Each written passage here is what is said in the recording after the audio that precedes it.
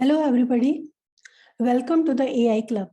I am Shrutika. I have around 13 plus years of experience in various domains and technologies, have worked with companies like Infi, Accenture, Mindtree, and now I am a freelance trainer on data science. So in this video, we are going to talk about multivariate linear regression from hands-on and implementation point of view. So before starting with the code base, let us recollect what all we had discussed about multivariate linear regression in our theory session yesterday. The first thing that we discussed was about the assumption that we make regarding the data on which the model has to be made. The assumptions were first was linearity, in which both the dependent and the independent variables have a linear relationship with each other. Okay, so I will just open the slide also, so you are able to recollect it in a better way. So these were the assumptions, right? And then the second was homoscedasticity, where the errors or the residuals obtained as one of the outputs of the model are randomly distributed and do not follow a particular pattern. So this concept also we had discussed in great detail. The third assumption was independency or multicollinearity, where the columns are independent of each other. And the fourth assumption for normality, that is the value of x, y, and the error epsilon are normally distributed. After these assumptions, just to recollect the other points also in very short, we had discussed what is multivariate linear regression, why it is required, and its similarities and differences with the single linear regression. We also saw the equation that is created by the model. Then we saw the beta coefficients and how are they related to the significance of the corresponding variable in the model from business point of view. And the various results given by the model, like R2, then adjusted R2 square. And then we also saw what is VIF factor and how to calculate it to find if any collinearity exists between the different columns of the data. And if it at all exists, then how to drop the variables with high VIF and create the model recursively until we get some model which is having some acceptable value of VIF factor, p values, accuracies, and the error epsilon. So in our today's session, we will walk through a code base and see how all those theoretical concepts that we discussed yesterday are actually applied for real-time scenarios. So I will just share the code base with on the screen.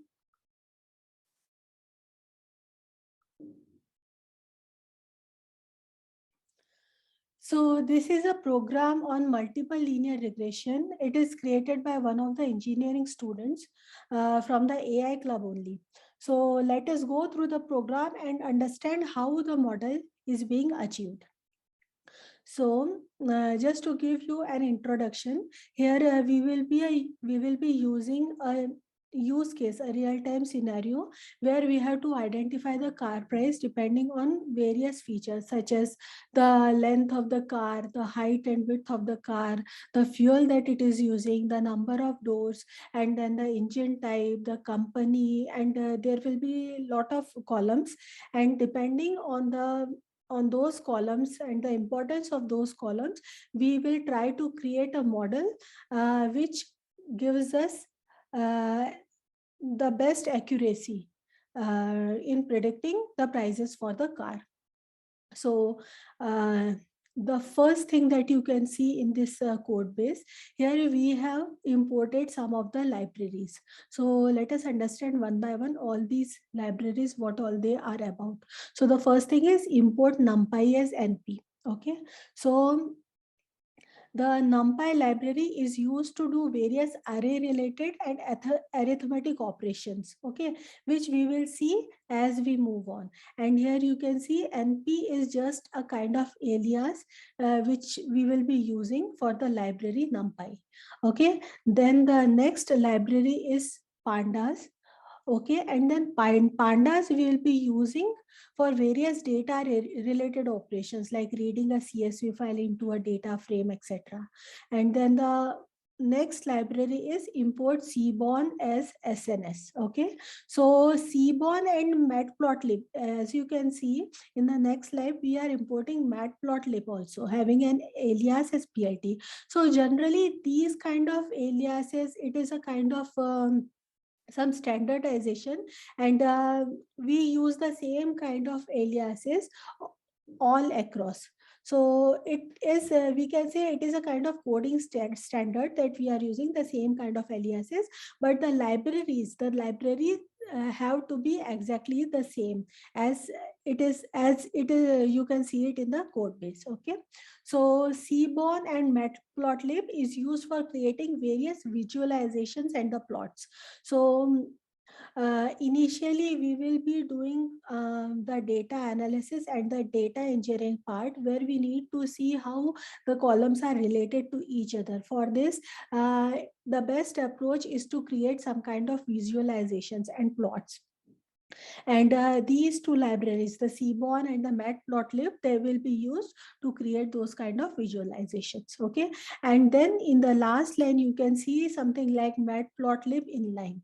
So this command is used to configure Matplotlib library so that it gives the plots in line with the code. So just after running the code, you are able to see the graph then and there itself. Okay, and then the next thing you can see is prices is equal to pd dot read underscore csv, and we have provided some csv file name.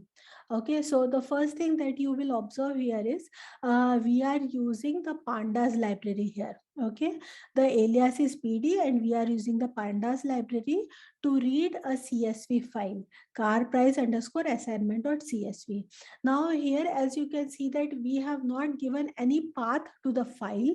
It means that the file exists at the same place from where the program will be running. Or otherwise, if the file is located at any other place, then we will have to give the complete path, either the absolute path or the relative path, but the complete path needs to be given. So in this way, we are reading the CSV file into a data frame, that is the prices. Fine. The next line you can see is we are importing warnings, and then from those warnings library, we will be filtering out all the messages which are tagged as ignore. Okay, so this is done just to avoid the unnecessary warnings which we may get when we are running the code. And then the next thing is, if you can see, we have the command that is written is prices.shape. So this command will give us the number of rows and the number of columns in the data frame prices. Okay, so as you can see, the output of the command is something like 205 and 26. It means that the total number of rows or the total of number of observations in the prices data frame is 205, and the total number of columns, or we can say the total number of features, is 26. So can anybody guess out of these 26 features how many will be the dependent and how many will be the independent features? So as obvious, one will be the dependent feature that we already discussed, because it is the car price use case. So the dependent feature will be the price, and the remaining columns, that is the 25 columns remaining, those will be the independent features. Now, depending on these independent features, we will try to predict the dependent feature, that is the price. Okay, so in the next line, what we are doing is prices.info. We are calling some function of the data frame to get some more information about the data frame. And as you can see, the output of this line is something like this, as seen on the screen here. Okay, so one of the things is, first of all, it is giving the class that the price variable belongs to, and as you can see, it is a data frame. Okay, and then if you can see the range index, there are 205 entries with the indexing is from 0 to 204, and then it has started giving the details of all the columns one by one. Okay, so here you can see the total of 26 columns here. Okay, the first is the car ID, then symboling, car name, fuel type, aspiration, door number, and so many columns are there. And then the next thing that it is giving is how many rows are non-null, means how many number of rows do not have any null value. And here, as you can see, everywhere we can see the number as 205. So it means that there is no null value in the data.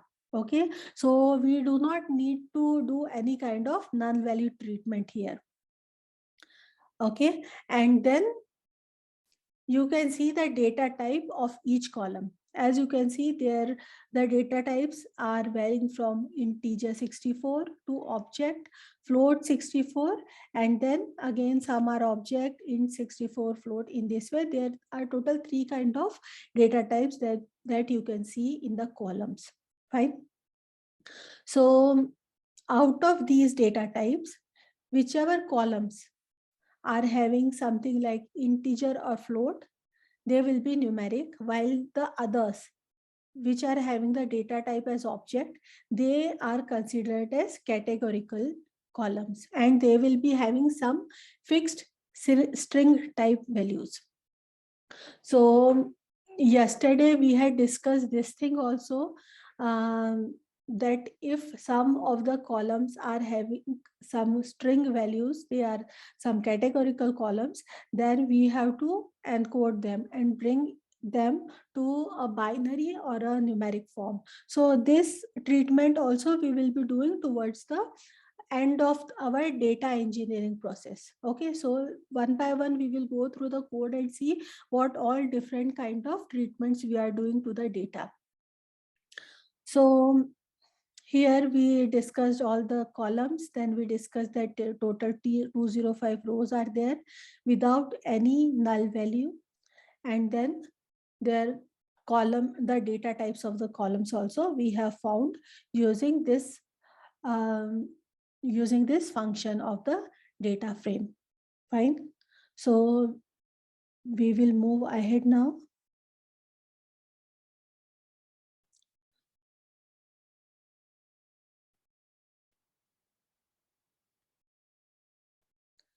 Now again, we want to get some more information about the data, some more information about the data in the data frame. So hence we are using the command prices.describe.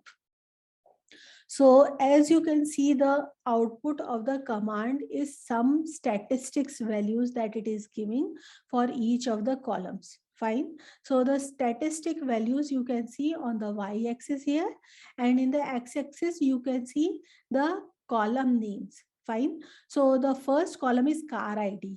So it is some kind of numbering done to each of the row. So this car ID, that won't be an important feature in finding out or in predicting the sales price. So let us skip this car ID column as of now and move on to the rest of the columns which are more significant as compared to the car ID. Then the next column is symboling, the wheelbase. Fine. So you can see here, the first statistical value is the count, the number of count. And as you can see here, everywhere it is giving us 205, which is equivalent to the number of rows prevalent in the data frame. Everywhere you can see it is 205. Okay. And then the next is the mean. The mean, that is the average, the average of all values across the 205 columns. So as you can see, the wheelbase is having a mean of 98.75. Car length mean is 174 something. So in this way, it is giving us the mean. We will have some idea that where the mean exists for all these columns. Then in the next value, we can see the standard deviation. Fine. Then the minimum value which exists in the data frame. Okay, so the minimum value for the wheelbase is 86.6. For car length, the minimum value is 141.1. In this way, we are able to see the minimum value. And then we can see the data for the first quartile. That is the first quartile of the data contains values below 94.5 in the wheelbase. Okay. And in the second quartile, the data is between 94.5 and 97. In the third quartile, it is between 97 to 102.4.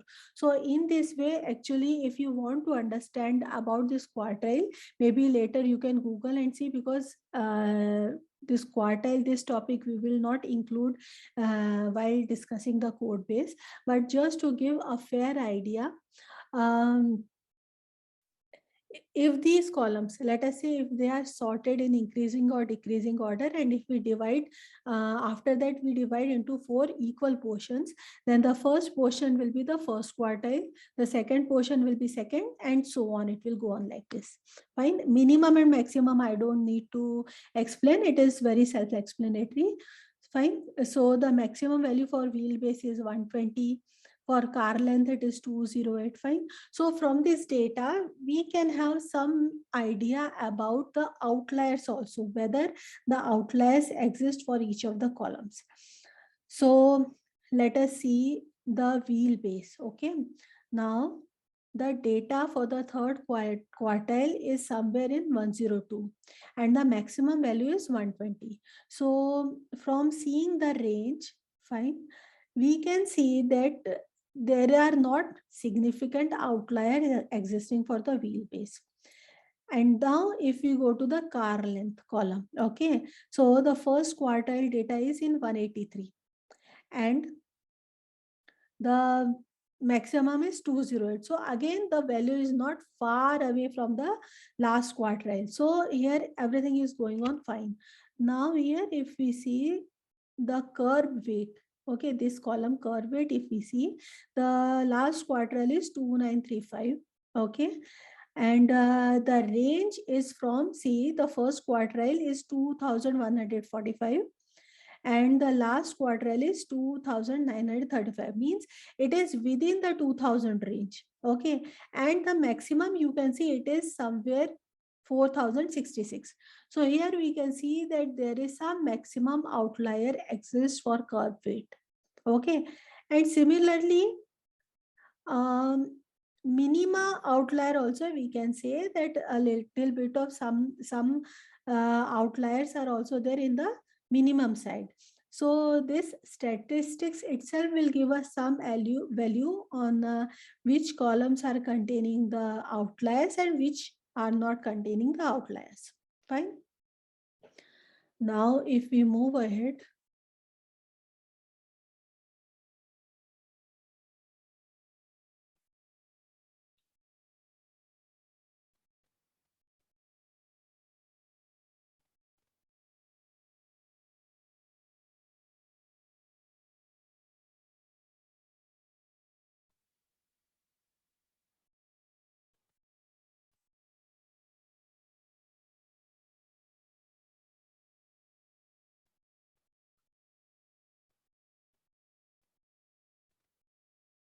fine.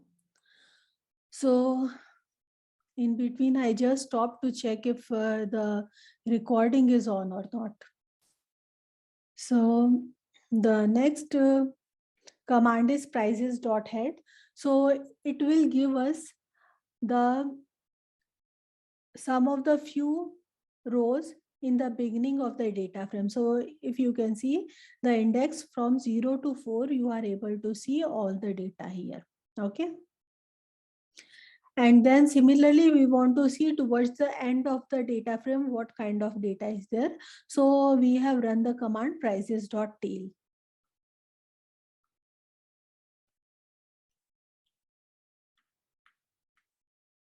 Fine. So as you can see, because it is towards the end of the data, so the index is there from 200 to 204. Okay. And then what we are doing is, again we want to confirm is if there is any null value existing in the database, in the data frame. So this is one of the commands that we can fire, which can straightforward easily give us if at all there are any null values existing, okay, as the count. So here you can see that everywhere the value is 0, which again confirms that there are no nulls existing in the data frame.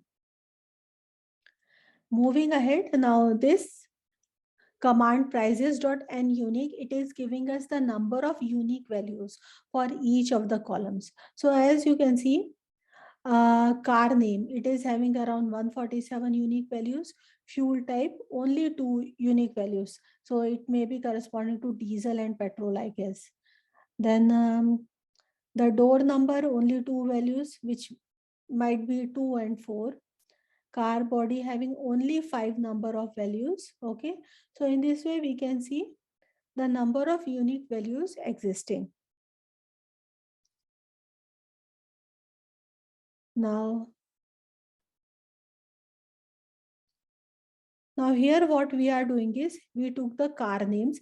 If you just see the head and the tail commands, okay, so here you can see the car name is Volvo something 145e something, okay, and again if you see the head, here you can see Alfa Romero some Giulia kind of thing. So from here we can find out that in the car name, the first name is of the company, and then the second name is some specifications, some specific name of that car.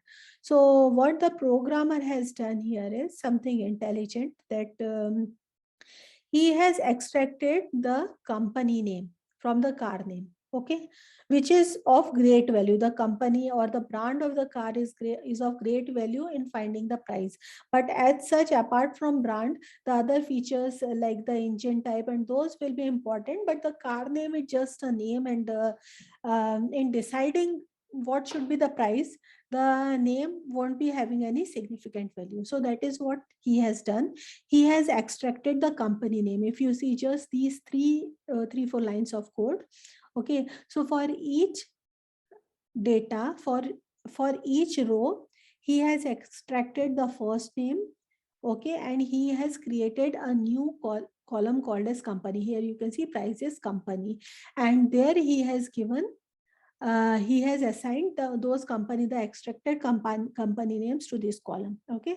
And after that, if you can see here, he has dropped the car name, because as just now we discussed, car name won't be of any significant value in deciding the price. So he just dropped the car name.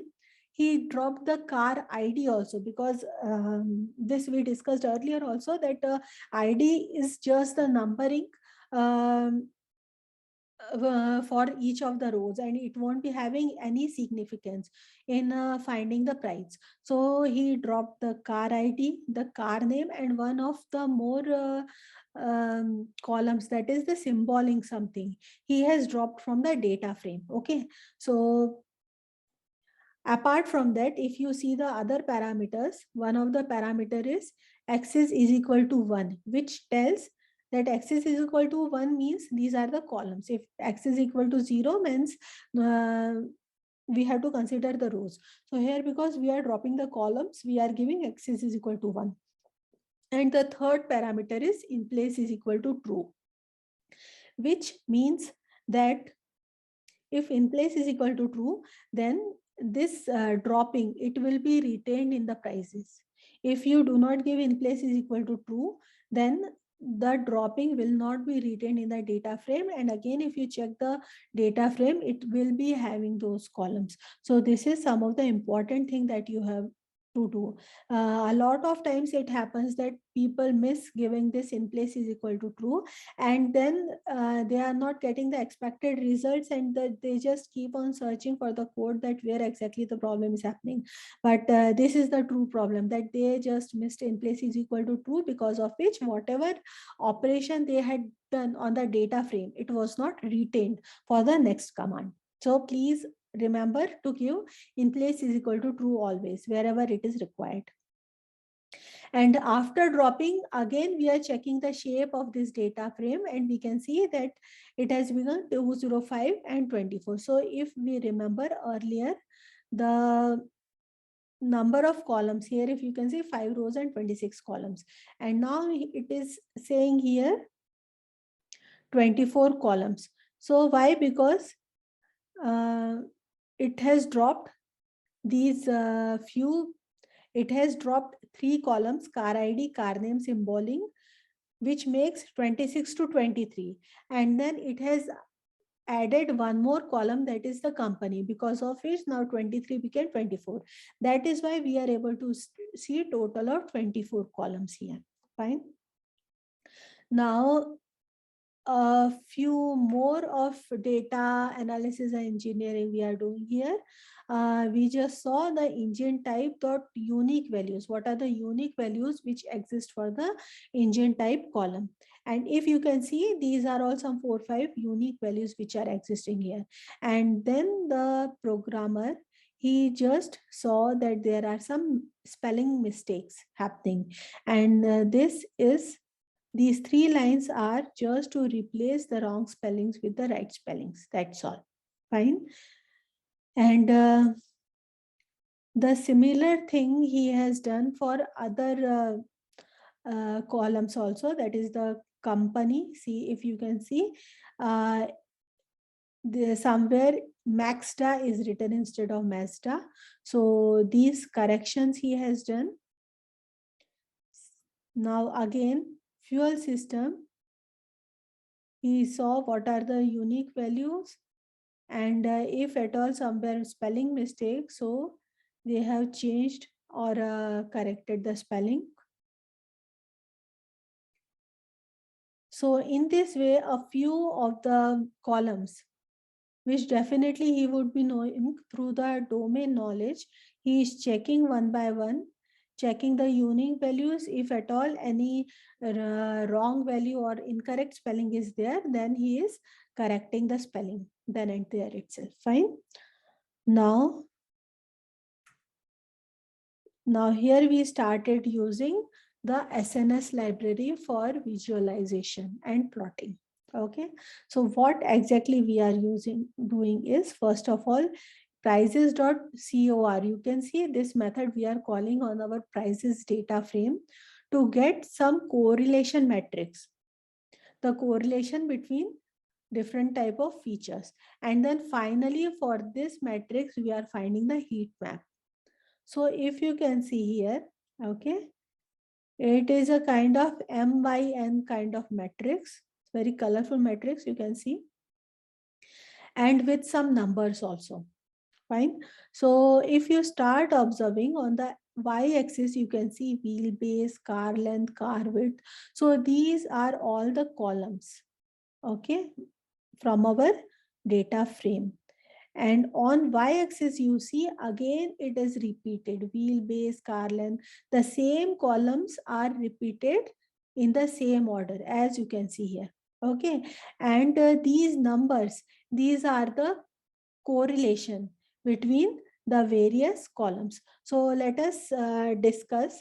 Now this price, as you can see, this is the independent variable or the variable which has to be predicted. Sorry, dependent variable, and it has to be predicted. So we are finding the correlation between this price with all the other features.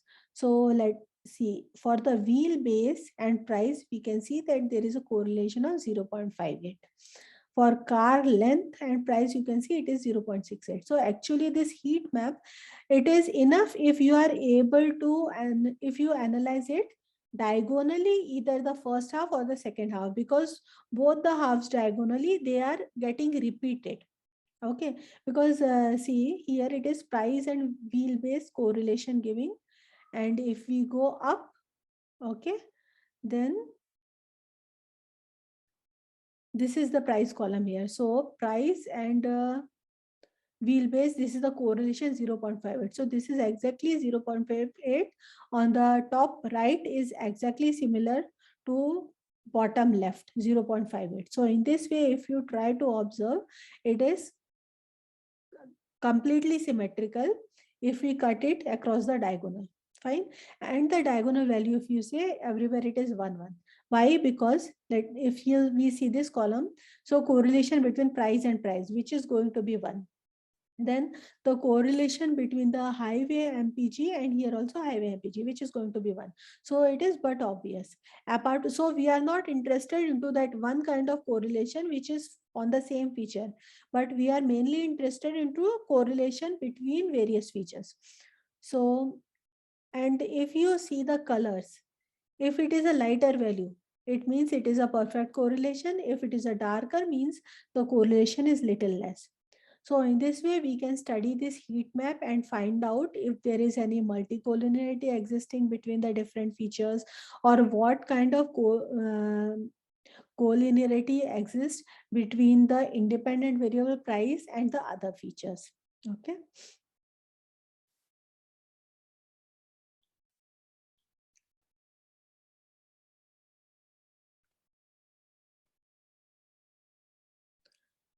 So from this heat map, some things that the person took out was, see, the after this heat map, in order to find, in order to confirm the correlation, we got a fair idea from this heat map, but again he is using the SNS.pair plot between the various features to see what is the correlation. Okay, and as you can see, it is giving us the scatter plot. So finally, looking at through these scatter plots, we find that somewhere we can see a little of collinearity which is existing. See, like here we can see that exactly straight line is coming up, while somewhere it is completely randomly distributed. So the next thing that the person is doing is he is creating the box plots to find if there are any outliers existing. So if you remember initially when we had run the command prices.describe, that time also we got some idea about what all features might be having some outliers, and this creating the box plot, it will give us a fairly better idea. Just visualizing through these box plots, it will give us a good idea on what columns are having the outliers. So if you can see, this is the price. Okay, this is the box plot for the price. And if you can see all these black spots towards the right, so these are all the outliers existing. And the box plot is showing the data which is existing between the first 25%, first 50%, and first 75%. Okay. But here mainly we are interested into seeing the outliers. So here, as you can see, curve weight, not much of outliers are existing. City MPG, maybe 2 outliers are existing. Then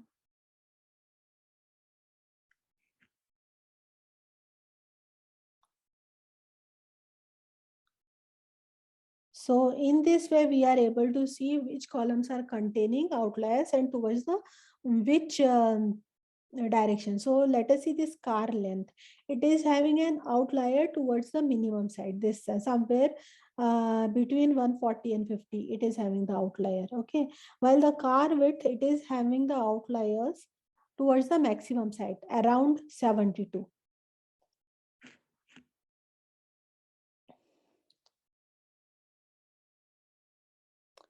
So after creating, so these are again, he is creating the box plots.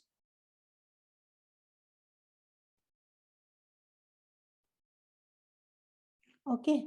And after creating the box plots, some important and intelligent thing that he is doing is he has taken the company.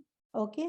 The company column he has taken, he has grouped the data for the company column, and he took the median of the prices. If you can see this command, prices.group by company, and he took all the prices for each company, and then he found the median for that company, the median price, the middle price for that company. And depending on the middle price, he is then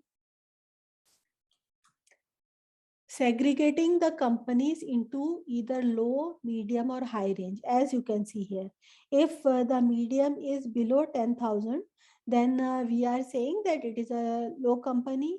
If the median is between 10,000 to 20,000, then we are saying it is medium, or otherwise we are saying it is a high. So the total number of values, let us say if the total companies were 10, so now it has been reduced to only 3, which is of major value to us actually.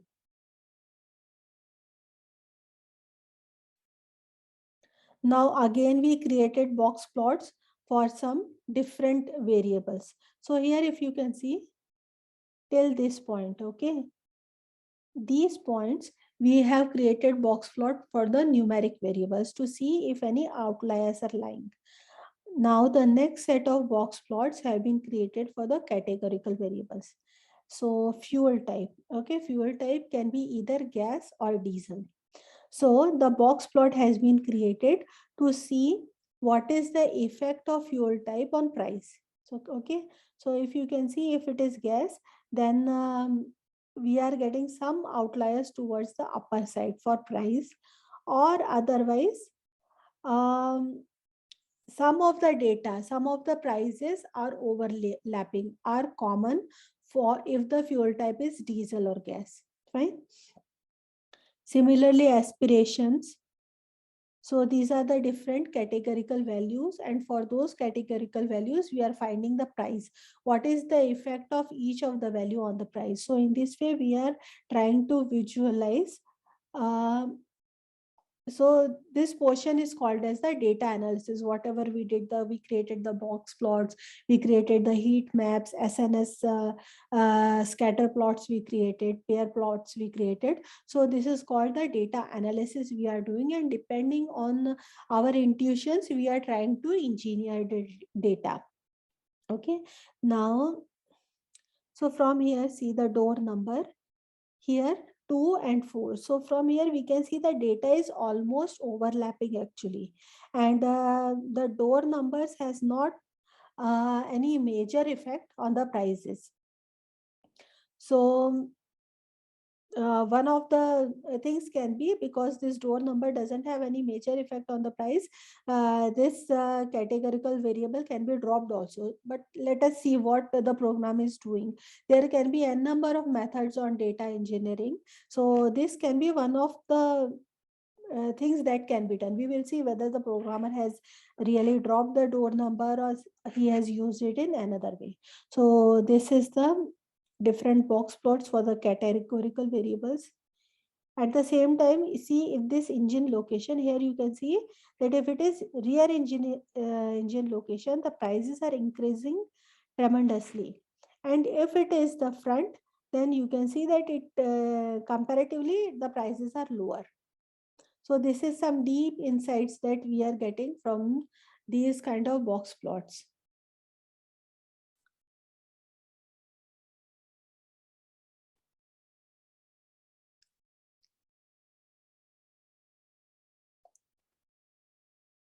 So here also they are trying to replace, see, what they have done is engine type, DOHC and 1. So let us see, we will again go to these box plots. Engine type, this one, DOHC, this one, and L. So what the programmer is seeing is the car prices are almost overlapping for DOHC engine type and L engine type. So he is merging both these values into one. So wherever it is DOHC or wherever it is L, okay, the column value he is keeping is at DOHC ampersand L, because the effect of both DOHC and L will be same on the price. Okay, similar thing he has done for car body as sedan and wagon. He saw from the pair plots that whether the car body is sedan or the car body is wagon, it has the similar effect on the prices. So why to keep these two different values? Instead, just combine it into one so as to reduce the complexity. So that is what he is doing. In the fuel system also, he has done something like that only.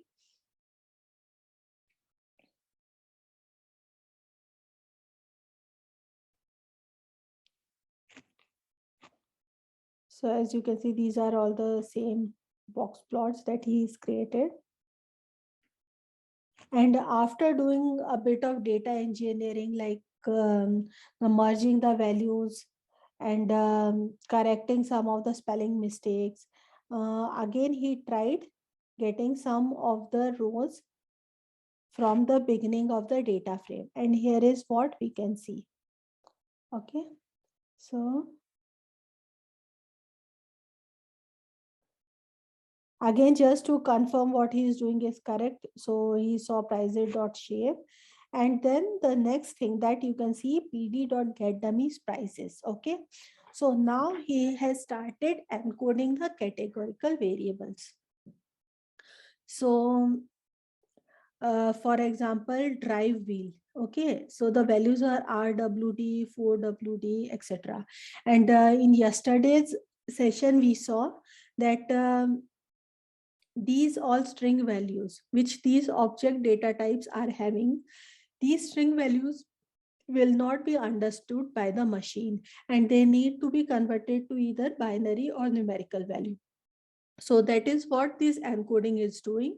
So we are using the get dummies function to finally encode all the categorical columns, and then we are getting the prices data frame which is having all the values either numerical or binary. Okay, so after this, if you see prices dot head, fine.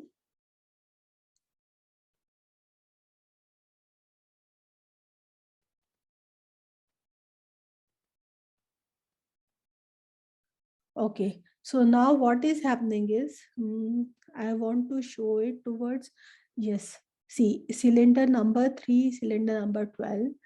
So if we are able to see, mm, let us say car body. The thing is, I can't scroll it towards the right, otherwise my this Zoom problem will come up. But maybe while doing it yourself, when you people are encoding, you can see that all these columns, the categorical columns, let us say car body column, okay, it will be converted. If there are some 4 unique values, then some 3 more columns will be created corresponding to car body, and these will be having values like 0, 1, and as you can see here, cylinder number 3, cylinder number 12. Okay, and you can see these are all the bits, 0001 somewhere. Okay, so these have been encoded. And if you can see now, after encoding, we are getting the total number of columns as 42. Okay, earlier the total number of columns were 23. After doing all the data engineering, dropping some of the columns, creating some new columns, we were getting the total number of columns as 24. But as soon as we have applied encoding, the number of columns increased.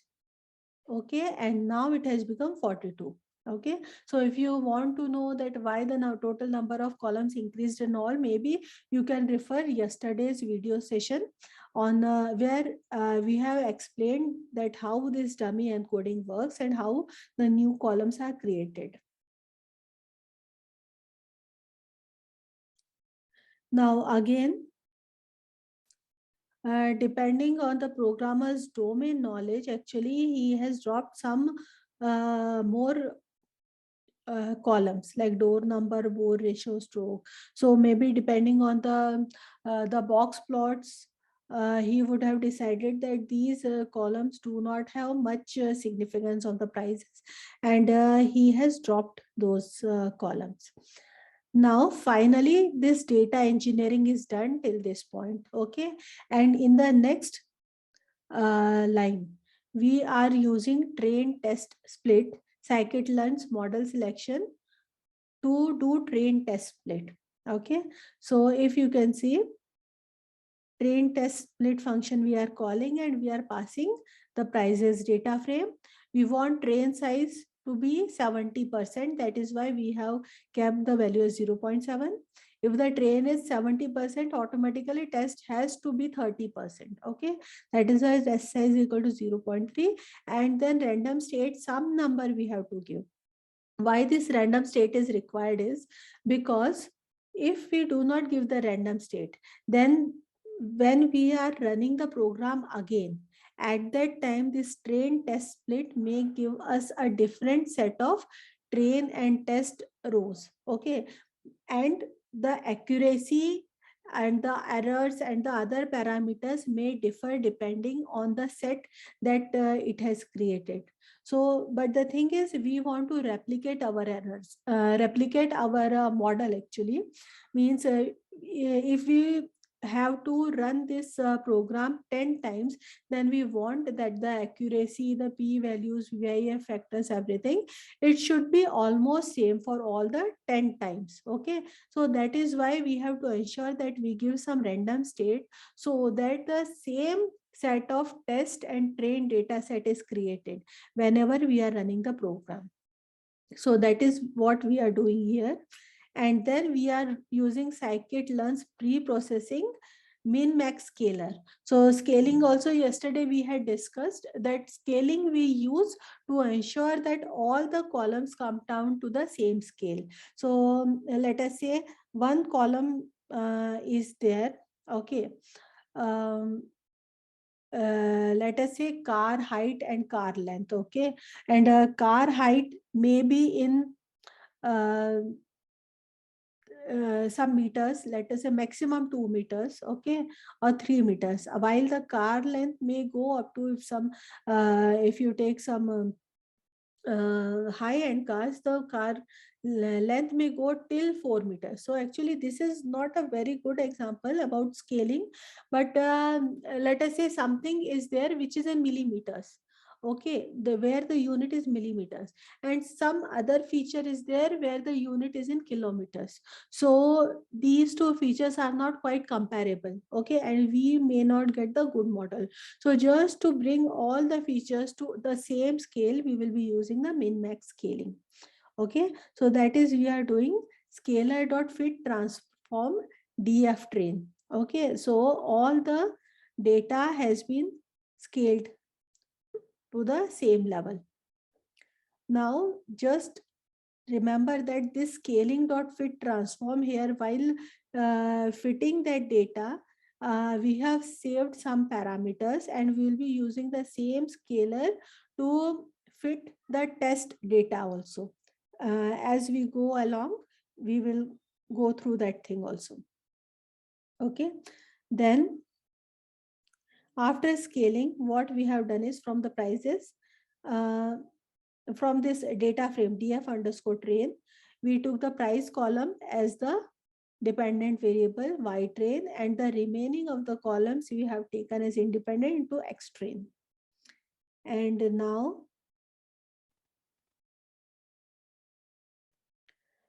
if you see here, stat model.api, okay, this we are importing, and then we are using this API to create the model for linear regression, sm.ols. Okay, so we are passing the data of y train and x train, and we are using fit function to create the model. Okay, so this model is created. If you want to see the model summary here, we can see the various values that we had discussed yesterday. Like the first thing is dependent variable. It is giving the dependent variable is price. Okay, the model used was OLS. The method used was least square. So you would be knowing that in least square methods, we find the residuals and we try to minimize those least square errors, and in this way we try to come at a model. So this is the method they have used. Okay, and then the number of observations, that is the total number of rows in the training data set, it was 143. Fine. Now coming to here, r squared, The value that we got is 0.958. Adjusted R square, the value is 0.949. Here we can see that adjusted R square is somewhat lower than R squared value. Then we have the F statistics is there, log likelihood is there. Okay, so these are the different values that we got as the part of model summary. Apart from that, we got the different coefficients also. So as we discussed that we'll be getting an equation y is equal to beta 0 plus beta 1 x1 plus beta 2 x2 plus beta 3 x3. So all these beta 0, beta 2, beta 3, these are the coefficients which you can see the values are given here. Okay. Apart from these coefficients, you can see the standard error is there, p values are there, and all these values have been given. After this, what we are doing is we are using the same model to predict for the training data again. Okay, so and in this way we are getting the y predictions. Fine. And y train are the actual values. Y train are the actual values, and from the model we got the y predictions, and the difference is known as the residuals. That is what we got the residuals by subtracting y predictions and y train. After getting the residuals, see here we are trying to get some plots. Here you can see the error distribution. Okay, so error distribution, the peak is not reaching towards the zero, right? Somewhere here between 0.0 to 0.15, maybe here 0.2, the peak is reaching. And then we can see there are in between also a lot of peaks are there. So these are the different plots created. Now,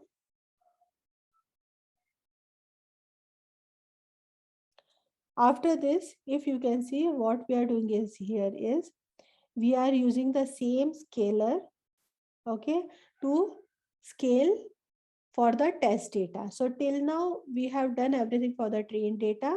Now we want to use the same model for the test data. So the first thing is we scaled the data. Okay.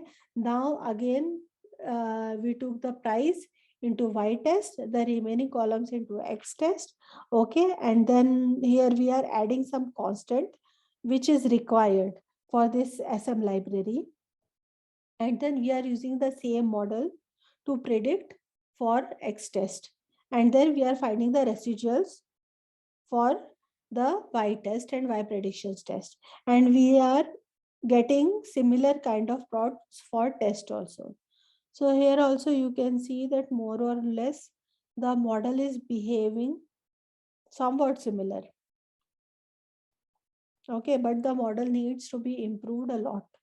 So in order to improve the model, what he has done is he has imported the scikit-learn metrics to get the mean squared errors and the R2 score. So here, if you can see, he is using this library to get the R2 score, the RMSE. Okay. And this is the function to find the VIF.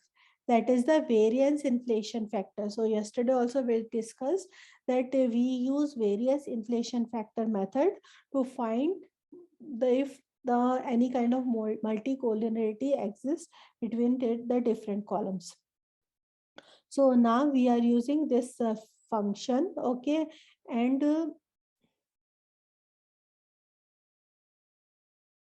we will be passing the training data to get all the VIs. If you can see, some of the features are having VIF as large as infinity. Actually, maximum features are having VIF as infinity, and then it started reducing 64, 30, 19, and then up to 2.7 it is reaching. It means our model needs to be improved further. So depending on this VIF values, he has started doing some more engineering on the data. So what he did was he has combined car length and car width to get a new column as length to width. Okay. And then he removed car length and car width. So instead of two columns, we have one column here. So now again, after removing this column, he again did the same exercise, that is creating the train test split again. Okay, then scaling the data, getting the price into dependent variable, remaining features into independent variable, and then applying the sm.ls function to get the model and find the model summary. Fine. So again, we started getting all the values r squared, adjusted r squared, and then all these values we are getting. So we just want to know from these values whether our model is improving or not. So just moving on. So the same things he has done, he has applied that model on the test. Again, the plots he is finding. So the R2 scores, the RMSE things. Okay, and again the VIF factors. So he finds that maybe some of the features, some of the VIF factors have reduced, which you will have to compare and see.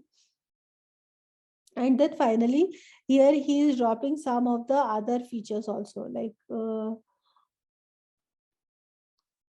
engine location front. Okay, this feature is having VIF as infinity. So he has removed this feature. In this way, some of the features he started dropping. After dropping, again he went through the same exercise of train test split, scaling, then creating the model and finding the model summary and predicting the values, creating the plots. Okay.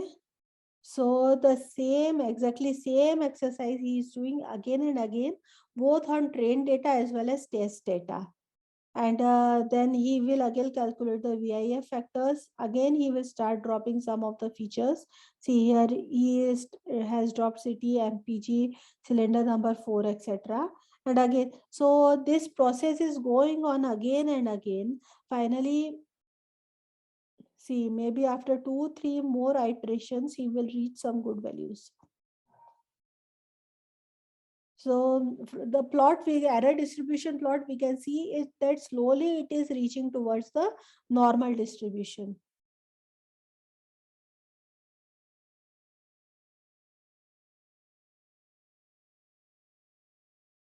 Okay. So this is the same process which we do not need to repeat again and again. Means I don't need to explain it again and again, but definitely it is a hard work that he has done.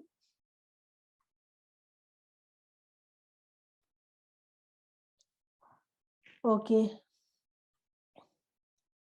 So finally, I think after 4-5 iterations, he will reach some accepted values of AC. As you can see here, slowly these features, their infinity values are getting down. And see from here, earlier maybe there was only one VIF factor which was below 5. But now here we can see there are engine location, rear, drive, feel. So there are some other value columns also where we can see that the VIFs are under acceptable values. See again he has dropped some things.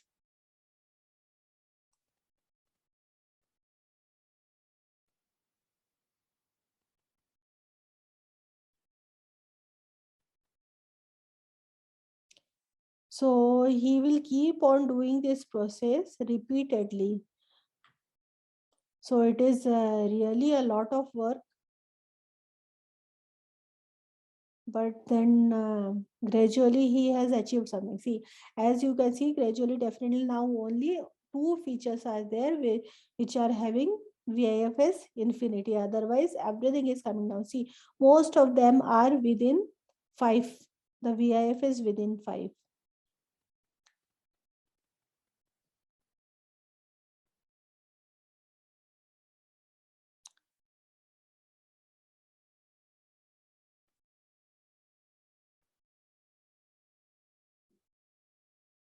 So the same thing being repeated again and again, and finally he is able to achieve something. So here, if you see VI factor, see all the VI from engine, starting from engine size, it is 5.6, which is around 5. Then horsepower, everything is below VIF. The R2 score that he got is 0.91, RMS is 0.72, which is 72%.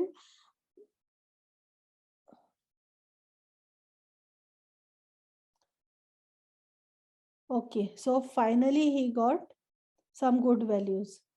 R2 score, which is 90%, and RMSE, the residual error is somewhere around 7%, 7.2% kind of thing.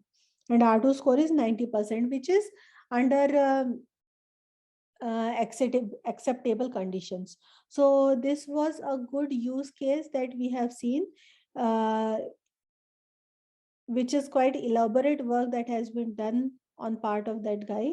So I hope you would have understood this code base and how the concepts of multivariate linear regression we have applied practically to find some solution. So ideally speaking, now once this model is created, then we can use any kind of test data for these use case, and we can use this model to predict the values, the sales value for the cars depending on their features, like we saw fuel types, wheelbase, engine location, and all these things. So this is the beauty of data science, that after doing so much of hard work, finally we are able to predict uh, some values, some business specific important values through a scientific method. Okay, so I hope you people got some fair understanding, and you people yourself will be able to create some kind of these programs. So thank you so much, everybody.